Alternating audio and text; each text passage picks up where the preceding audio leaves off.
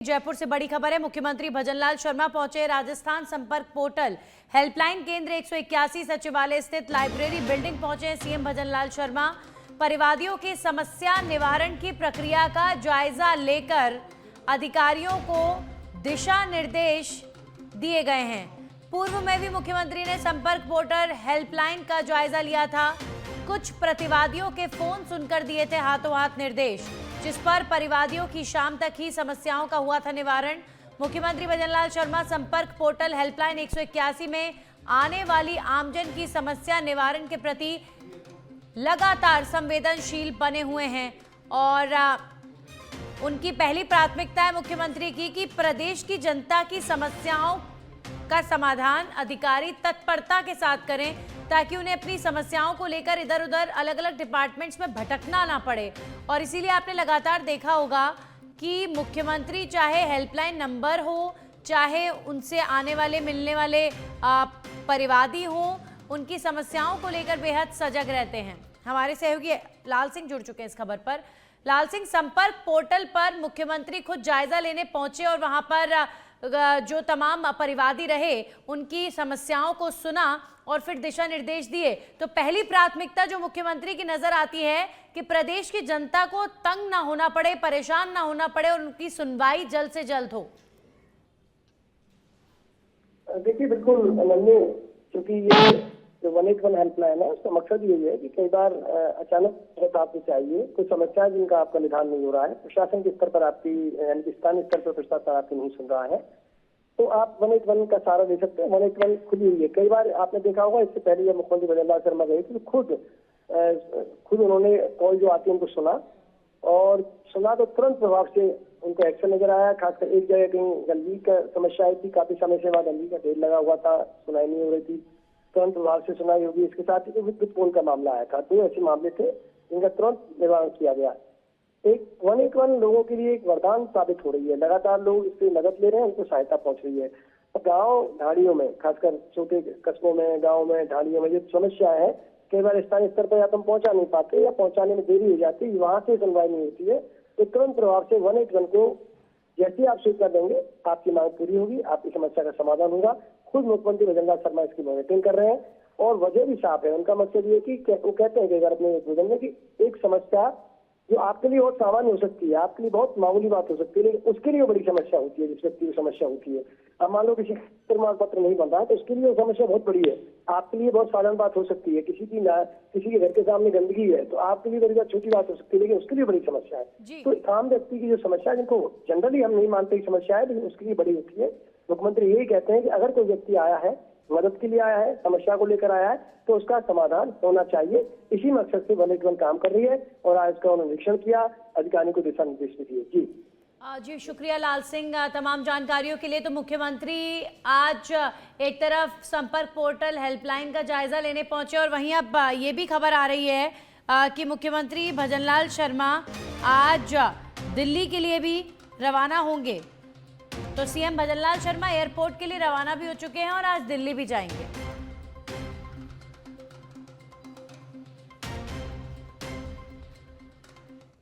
अब खबरों में आगे बढ़ेंगे और बात करेंगे सिरोही के माउंट आबू से। खबर है जहां पर गणतंत्र दिवस की तैयारियों को लेकर बैठक हुई है।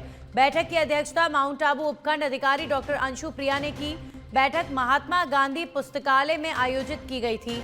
उपखंड स्तरीय समारोह के आयोजन पर विस्तार से चर्चा हुई है। शहर के पोलो ग्राउंड में उपखंड स्तरीय समारोह होगा।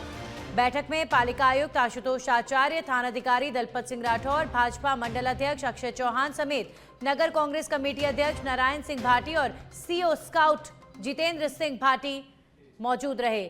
आपको बता दें, गणतंत्र दिवस की तैयारी माउंट आबू में अभी से शुरू हो चुकी है। बैठक हुई है जिसे लेकर ये खबर आ रही है कि महात्मा गांधी पुस्तकालय में तैयारियां इस बैठक के लिए पहले ही की गई। उपखंड स्तरीय समारोह का आयोजन करने को लेकर अधिकारियों ने चर्चा की है।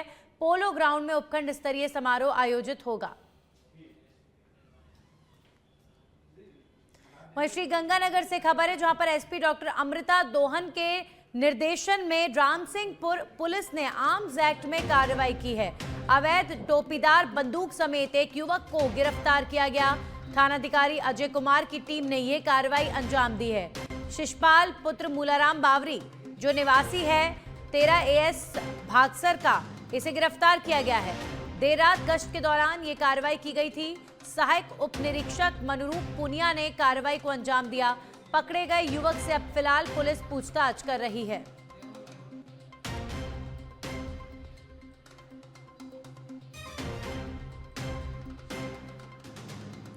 तो पुलिस ने एक आरोपी को गिरफ्तार किया है। श्रीगंगानगर में एसपी डॉक्टर अमृता दोहन के निर्देशन में कार्रवाई की गई। रामसिंहपुर पुलिस ने आर्म्स एक्ट के तहत कार्रवाई की है।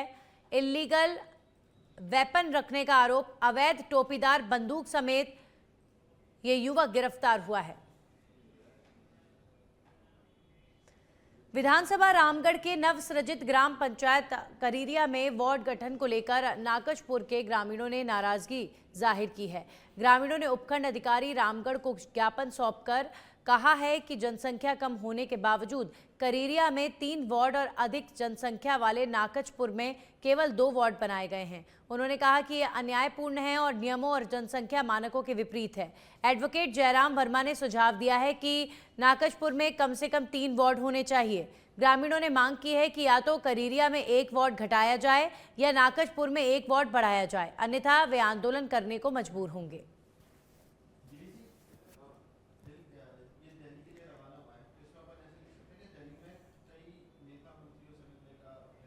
खबरों में आगे बढ़ेंगे। प्रतापगढ़ जिला पुलिस अधीक्षक बी आदित्य की अध्यक्षता में जिले में अपराध समीक्षा बैठक आयोजित की गई, जिसमें कानून व्यवस्था, अपराध नियंत्रण और लंबित प्रकरणों की समीक्षा की गई है। एसपी ने वांछित अपराधियों की शीघ्र गिरफ्तारी, थानों में मामलों की पेंडेंसी कम करने और साइबर अपराध समेत महिला अत्याचार, अवैध मादक पदार्थ तस्करी तथा वाहन चोरी जैसे मामलों में विशेष सतर्कता बरतने के निर्देश दिए हैं। उन्होंने अधिकारियों से आपसी समन्वय और जिम्मेदारी के साथ काम करने और जनता में सुरक्षा का भरोसा बनाए रखने पर जोर दिया। बैठक में एएसपी गजेंद्र सिंह जोधा, सीओ गजेंद्र सिंह राव और जिले के सभी वृत्ताधिकारी और थाना प्रभारी मौजूद रहे।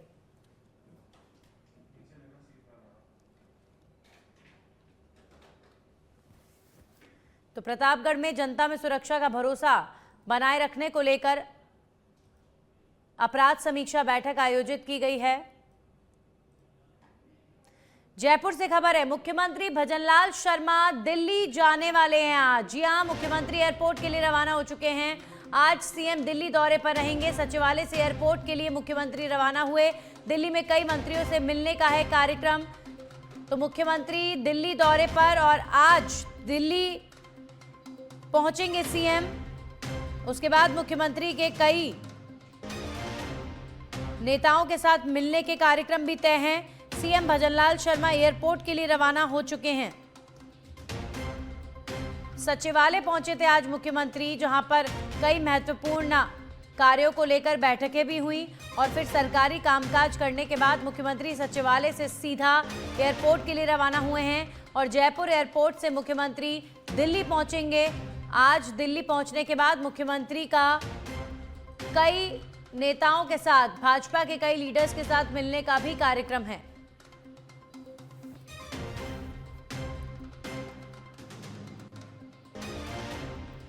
तो मुख्यमंत्री भजनलाल शर्मा आज सचिवालय भी पहुंचे थे, जहां पर मुख्यमंत्री ने कई राजकाज के कार्य देखे।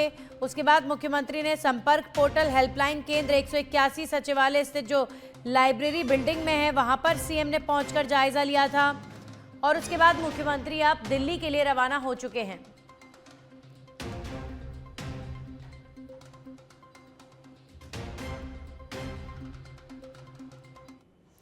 और अब एक और खबर जयपुर से, जहां भाजपा प्रदेश कार्यालय में आयोजित प्रेस वार्ता में भाजपा के प्रदेश अध्यक्ष मदन राठौड़ ने वीबी जीरामजी कानून को लेकर सरकार का पक्ष स्पष्ट किया है। उन्होंने कहा कि ये कानून रोजगार उपलब्ध कराने और ग्रामीण आजीविका को सशक्त करने की दिशा में एक सकारात्मक पहल है। राठौड़ ने बताया कि इस कानून के तहत रोजगार के दिन 100 से बढ़ाकर 125 कर दिए गए हैं। वहीं वनवासी क्षेत्रों के लिए अतिरिक्त 25 दिनों का प्रावधान किया गया है। उन्होंने कहा कि भुगतान की समय सीमा तय कर दी गई है, जिससे भ्रम और अनियमितताएं खत्म होंगी।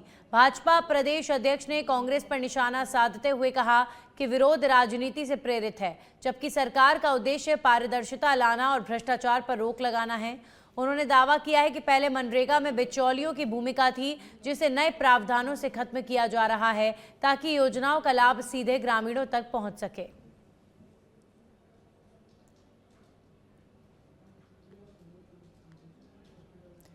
तो आज बीजेपी के प्रदेश अध्यक्ष मदन राठौड़ ने प्रेस वार्ता कर कांग्रेस पार्टी चूंकि जी राम जी को लेकर विरोध प्रदर्शन करने वाली है और अब इसी को लेकर कांग्रेस के माफ कीजिए बीजेपी के प्रदेश अध्यक्ष ने कांग्रेस पर निशाना साधा है।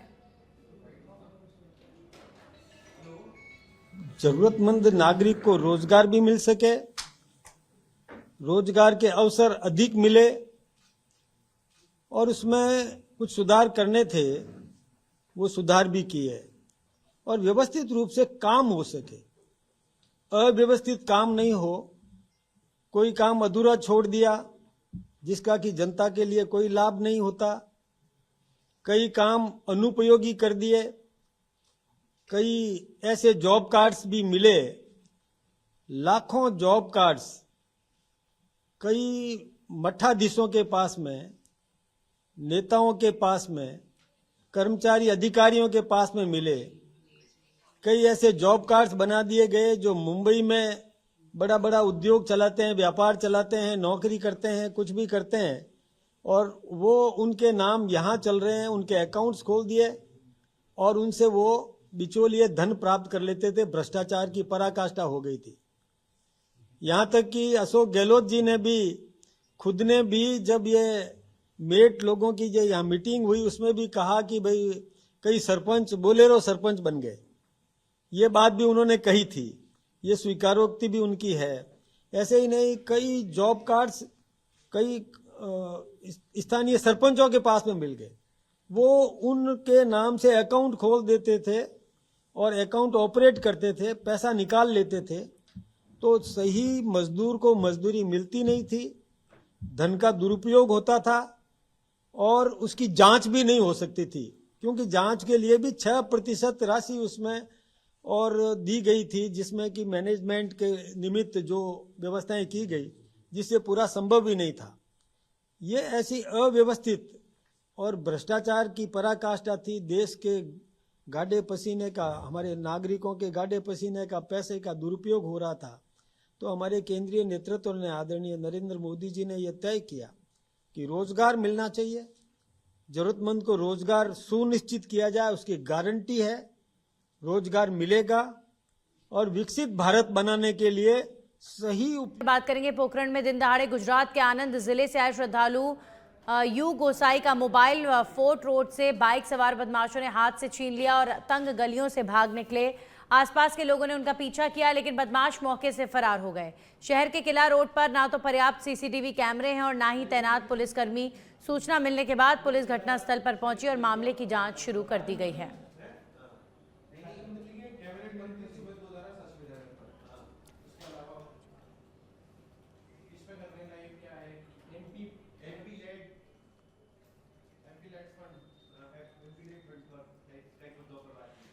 और चलिए अब आपको सीधा लेकर चलते हैं हमारे सहयोगी लाल सिंह फौजदार इस वक्त मंत्री सुमित गोदारा जी से खास बातचीत कर रहे हैं। सीधा सुनवाते हैं मंत्री जी का क्या कहना है तमाम प्रश्नों पर।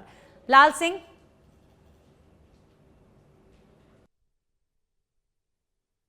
देखिए नंदी, एमपी का जो पैसा आता है वो आता है विकास के लिए और खासकर उनके क्षेत्र के लिए, लेकिन भारतीय जनता पार्टी ने 3 सांसदों पर गंभीर आरोप लगाए कि उन्होंने अपने एमपी लैंड का पैसा राज्य में नहीं लगाकर अन्य राज्य में लगाया। क्या है पूरा मामला? मेरे साथ सुमित गोदारा है, उनसे बात करते हैं। मंत्री जी, मामला क्या है? ये 3 सांसदों को लेकर इस तरह का आरोप है, पूरा मामला बताइए। देखिए, कांग्रेस के 3 सांसदों द्वारा कांग्रेस के महासचिव रणदीप सिंह सुरजेवाला के सुपुत्र आदित्य सुरजेवाला की विधानसभा सीट हरियाणा में जो कैथल है, वहां पर 1 करोड़ 20 लाख की सांसद निधि एमएलए लेड की राशि है, उसका हरियाणा में कार्य करना, अनुशंसा करना, कार्य करना बताया जा रहा है। ये बड़ी चिंता की बात है। चिंता की बात इसलिए कि एक तरफ तो ये सांसद हर जगह मांग रखते हैं कि हमारे क्षेत्र में विकास कार्य कराई जाए, हमारे क्षेत्र में ये काम नहीं हो रहे, और दूसरी तरफ ही ये अपने सांसद क्षेत्र जहां से चुने हुए वहां पर राशि का उपयोग न करके हरियाणा में उस राशि का उपयोग कर रहे हैं। तो ये दोहरी नीति समझ के बाहर है। या तो उस क्षेत्र में पूरा विकास भारतीय जनता पार्टी सरकार में हो गया है, या फिर ये है कि ये अपने क्षेत्र में जाते नहीं है। और ये दिल्ली तक ही सीमित रहते हैं, क्योंकि मैं ये दावे के साथ कह सकता हूँ कि इस क्षेत्र में ये जाएं तो चाहे कोई विधायक हो, कोई सांसद हो, उस विधायक निधि, सांसद निधि की बड़ी मांग क्षेत्र में रहती है, क्योंकि उससे बड़े महत्वपूर्ण कार्य और विभिन्न तरह के कार्य हैं जो हम करा सकते हैं जिससे क्षेत्र में अच्छा विकास हो सके। पर इन तीनों सांसदों द्वारा जिस तरह कांग्रेस में राहुल गांधी की जिस तरह चाटुकरता कांग्रेस करती है, उसी तरह से रणदीप सिंह सुरजेवाला भी उसी श्रेणी में कांग्रेस के नेताओं में आते हैं जिनको सब खुश करने में लगे हुए रहते हैं। हमारा तो प्रश्न इन तीनों सांसदों से है, क्या आप का धर्म नहीं बनता कि आप अपने लोकसभा क्षेत्र जहां से आपको जनता ने चुना है वहां पर आप राशि का उपयोग करते, बजाय आप हरियाणा में अपने कांग्रेस अलावा कमान को खुश करने के लिए उस राशि का उपयोग किया? क्या जनता का हक नहीं है?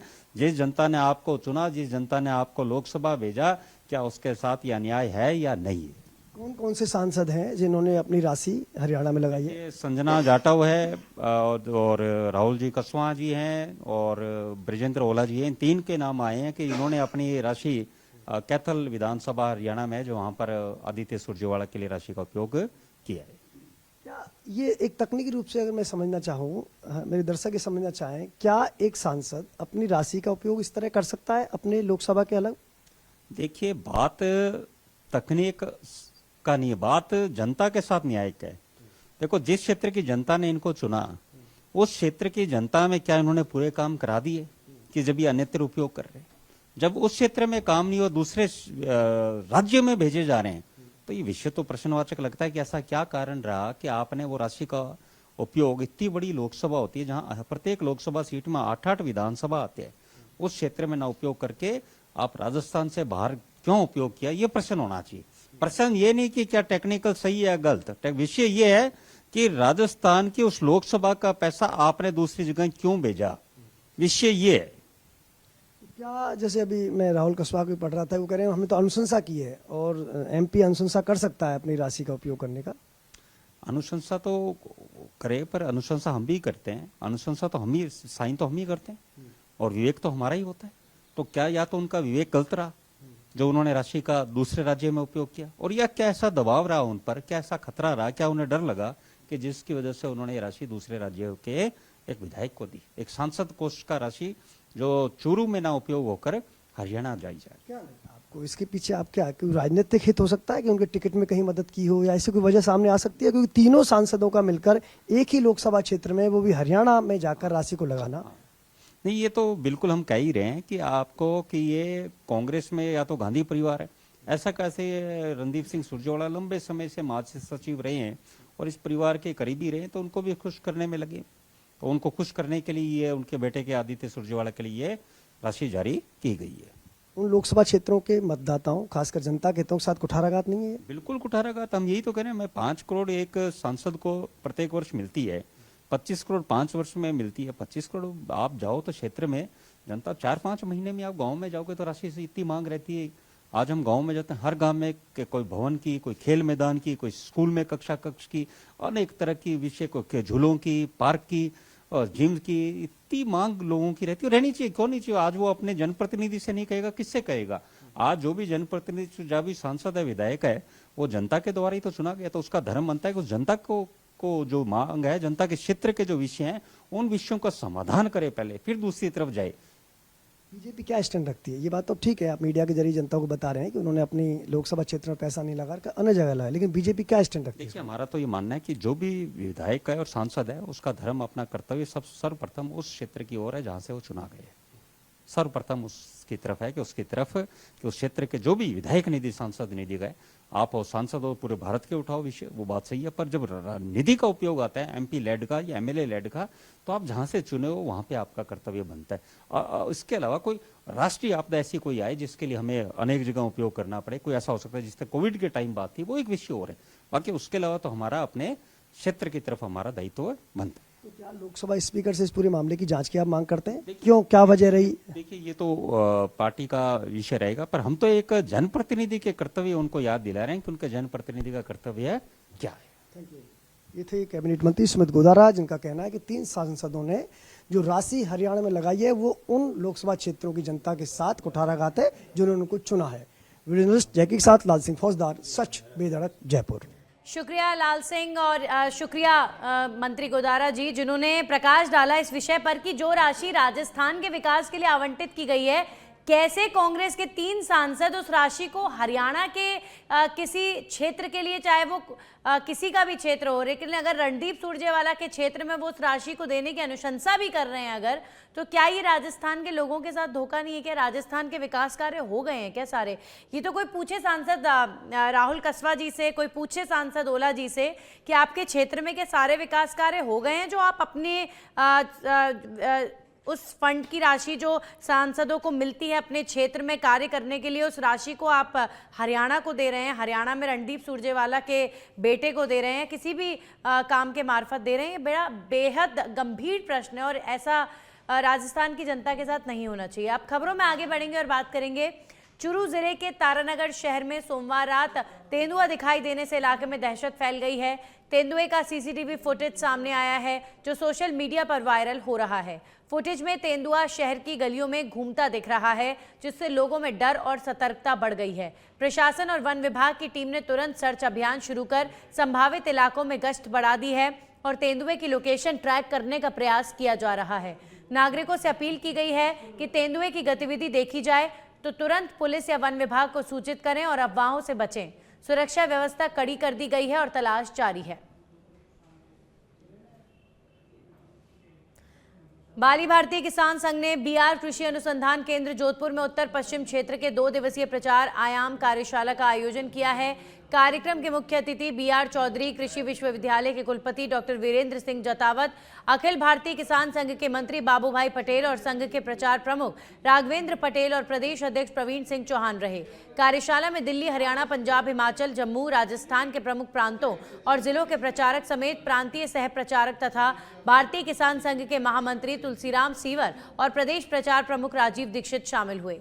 प्रथम सत्र में अतिथियों का स्वागत, कार्यक्रम की रूपरेखा और मीडिया, सोशल मीडिया के जरिए संघ के कार्यक्रमों का प्रचार प्रसार प्रमुख विषय रहे। खेतड़ी नगर थाना क्षेत्र की भरगड़ा ढाणी में चोरों ने HCL के सेवानिवृत्त कर्मचारी सुमेर सिंह के खाली मकान को निशाना बनाकर करीब 5 लाख रुपए के सोने चांदी के जेवरात और 35,000 रुपए नगद चोरी कर ले गए। सुमेर सिंह पत्नी की तबीयत खराब होने के कारण जयपुर गए थे, जबकि वे स्वयं सोमवार शाम को अपने पैतृक गांव तिहाड़ा गए थे। मंगलवार सुबह लौटने पर उन्होंने घर का कुंडा टूटा पाया और अंदर जाकर देखा तो बक्से और बेड का सामान बिखरा हुआ था। सूचना पर खेतड़ी नगर थाना पुलिस मौके पर पहुंची और मामले की जांच शुरू की गई है। बीमार थी, उसको जयपुर लड़का ले गया तो उसको इलाज के लिए मैं गांव चला गया। सुबह यहाँ आया तो मकान का ताला टूटा हुआ मिला और अंदर से देखा तो बेड वार्ड सब मतलब खुले हुए पड़े थे, सामान बिखरा हुआ था, जिसमें सोने की जो रूम थी वो करीब। वहीं रावतसर में राष्ट्रीय सड़क सुरक्षा माह के तहत शहर के प्रमुख मार्गों से हेलमेट बाइक रैली निकालकर आमजन को यातायात नियमों की जानकारी दी गई। वृत्ताधिकारी सुभाष गोदारा और थानाधिकारी ईश्वरानंद शर्मा ने रैली को हरी झंडी दिखाकर रवाना किया और नागरिकों को सुरक्षित बाहर संचालन की शपथ दिलवाई। रैली ट्रैफिक तिराहा से शुरू होकर धान मंडी होते हुए पुनः ट्रैफिक तिराहे पर समाप्त हुई। हेलमेट पहनने बाइक चालक और पीछे बैठे व्यक्ति रैली का आकर्षण रहे। अभियान 1 से 31 जनवरी तक चलेगा। पुलिस अधिकारियों ने बढ़ती सड़क दुर्घटनाओं पर चिंता जताते हुए अनुशासन और नियमों का पालन करने की समझाइश दी। इस मौके पर ASI Ravindra Meena, traffic ASI Krishna Beniwal, head constable Rohitash Nand Singh और लालचंद समेत पुलिस कर्मी और आमजन मौजूद रहे। बाइक रैली निकाली है, इसमें लोगों को संदेश दिया गया है कि वो हेलमेट लगा करके वाहन चलाएं, सीट बेल्ट लगा करके चलाएं, नशे की हालत में वाहन नहीं चलाएं और यातायात नियमों का पालन करें, ताकि बढ़ती सड़क दुर्घटनाओं को रोका जा सके और एक्सीडेंट में जो मौतें हो रही है उनमें कमी ला करके उनको जीरो पर किया जा सके। ये कार्यक्रम लगातार जागरूकता के पूरे माह चलने हैं। हम डे टू डे जागरूकता कार्यक्रम भी कर रहे हैं और इसके साथ ही जो यातायात नियमों का उल्लंघन करते हैं उनके खिलाफ भी लगातार कार्रवाई की जा रही है। तो हमारी आमजन से ये अपील है कि सभी यातायात नियमों का पालन करें, हेलमेट लगाएं, सीट बेल्ट लगाएं। वहीं कोंडागांव शहर के बंधा तालाब को स्वच्छ और सुंदर बनाने के लिए नगर पालिका परिषद ने सोमवार को सफाई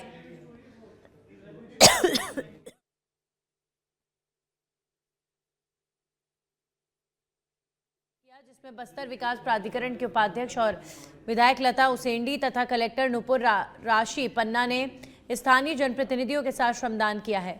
विधायक ने बताया कि तालाब को जलकुंभी से मुक्त करने और स्वच्छ बनाए रखने के लिए विशेष कार्य योजना बनाई गई है और नगर वासियों से भी इस अभियान में सहभागिता की अपील की गई है।